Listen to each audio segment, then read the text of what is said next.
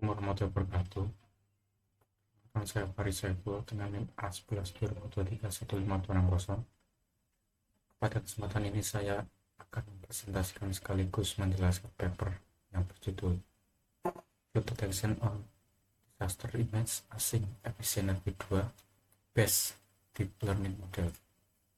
Paper ini membahas bagaimana teknologi deep learning, khususnya EfficientNet, digunakan untuk mendeteksi apakah suatu gambar menunjukkan kondisi banjir atau tidak. Sebelum bahas paper, saya akan menjelaskan terlebih dahulu mengapa penelitian mengenai deteksi banjir begitu penting. Banjir merupakan salah satu bencana alam yang paling sering terjadi di dunia dan menyebabkan kerugian yang besar, baik dari sisi ekonomi maupun keselamatan masyarakat. Pada grafik di sebelah kanan, ditampilkan jumlah kejadian banjir global berdasarkan data MDAT selama periode 2000 sampai 2026. Terlihat bahwa jumlah kejadian banjir cenderung tinggi setiap tahunnya. Bahkan pada beberapa tahun jumlahnya mencapai lebih dari 200 kejadian. Kondisi ini menunjukkan bahwa banjir masih menjadi permasalahan global, sehingga diperlukan sistem pemantauan yang cepat dan akurat. Salah satu solusi yang dapat digunakan adalah computer vision berbasis deep learning yang mampu mendeteksi banjir secara otomatis dari citra yang diperoleh melalui CCTV, drone maupun media sosial. Berangkat dari permasalahan tersebut, paper ini mengusulkan penggunaan efisien kedua untuk mendeteksi banjir secara otomatis melalui citra digital. Beberapa penelitian telah menerapkan deep learning untuk deteksi banjir, masih terdapat beberapa keterbatasan. Beberapa penelitian menggunakan model dengan kompleksitas komputasi yang cukup tinggi atau hanya menggunakan jenis dataset tertentu, sehingga kurang fleksibel untuk diterapkan pada perangkat dengan sumber daya yang terbatas. Berdasarkan kondisi tersebut, penelitian ini memilih EfficientNet V2 karena mampu memberikan keseimbangan antara akurasi dan efisiensi komputasi. Selain itu, penelitian ini menggunakan GradCam sehingga keputusan model dapat dijelaskan secara visual dan lebih mudah dipahami. Selanjutnya, tujuan penelitian ini adalah mengembangkan model klasifikasi gambar banjir menggunakan EfficientNet V2 sehingga mampu membedakan gambar flood dan non-flood dengan akurasi tinggi. Dataset yang digunakan terdiri dari 5.000 gambar yang terbagi secara seimbang menjadi dua kelas, flood dan non-flood. Selanjutnya, dataset dibagi menjadi data training sebesar 80%, validasi sebesar 10%, dan testing sebesar 10%. Bagian ini bertujuan agar model dapat belajar dari data training, dipantau menggunakan validasi selama proses pelatihan, kemudian dievaluasi menggunakan data testing yang belum pernah dilihat sebelumnya. Sebelum gambar dimasukkan ke dalam model, dilakukan beberapa tahap preprocessing. Pertama, seluruh gambar diubah ukurannya menjadi 224 x 224 pixel agar sesuai dengan input efisien V2. Selanjutnya dilakukan normalisasi sehingga nilai pixel berada dalam rentang 0 dan 1 agar proses training menjadi lebih stabil.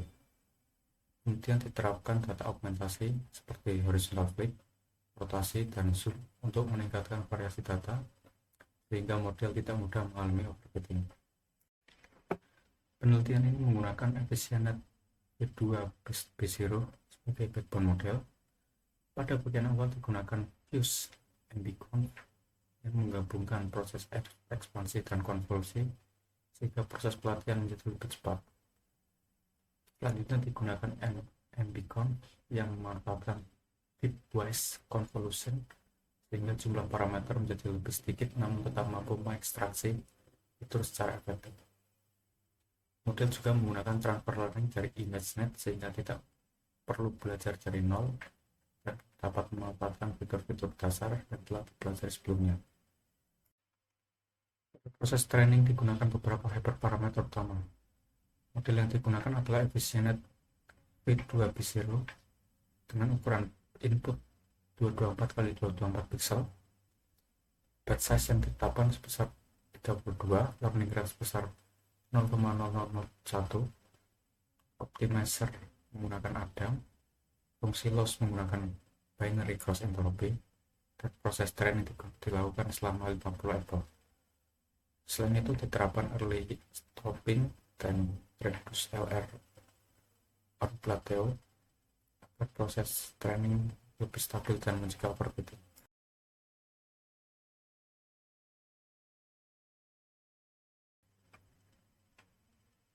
Persamaan pertama yang digunakan adalah Adam Optimizer.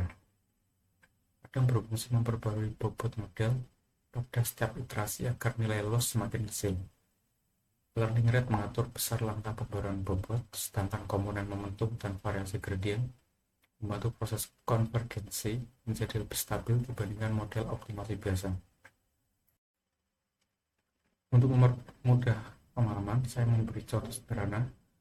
Misalkan bobot awal sebesar 0,5, learning rate sebesar 0,001, kemudian nilai momentum dan variasi gradient masing-masing sebesar 0,2 dan 0,04.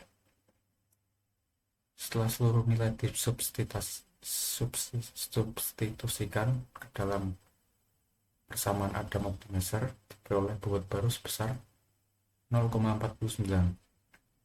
Artinya optimizer melakukan penyesuaian bobot sebesar 0,001 agar model menghasilkan prediksi yang lebih baik pada iterasi berikutnya.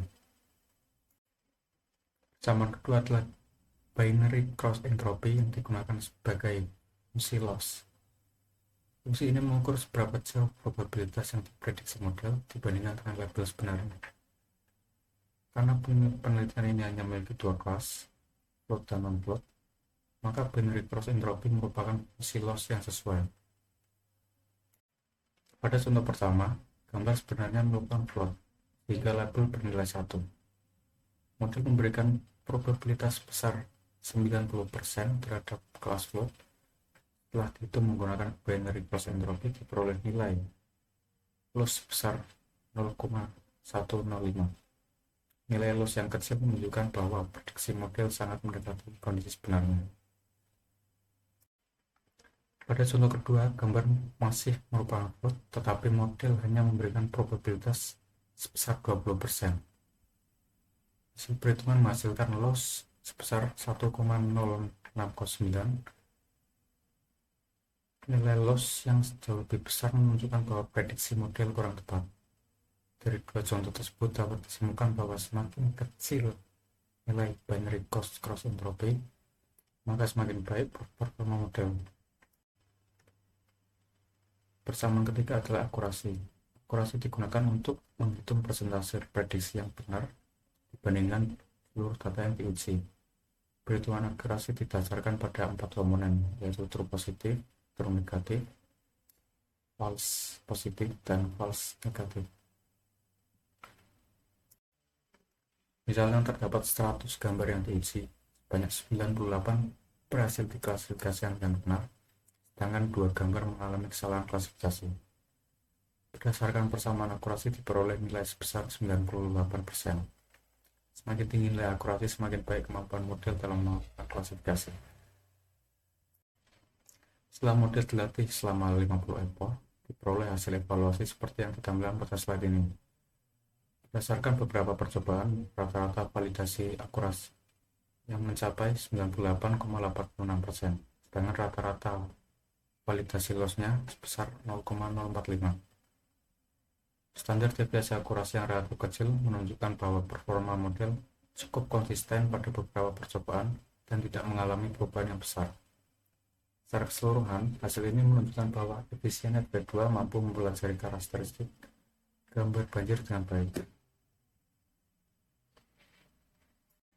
Evaluasi berikutnya menggunakan convolution matrix. Convolution matrix menunjukkan jumlah prediksi yang benar maupun salah pada masing-masing kelas. Terbukti bahwa sebagian besar prediksi yang berada pada diagonal utama, yang berarti model berhasil mengklasifikasikan sebagian besar gambar float maupun non-float dengan benar. Kesalahan klasifikasi relatif sedikit, sehingga model dapat memiliki kemampuan yang baik dan membedakan kedua kelas.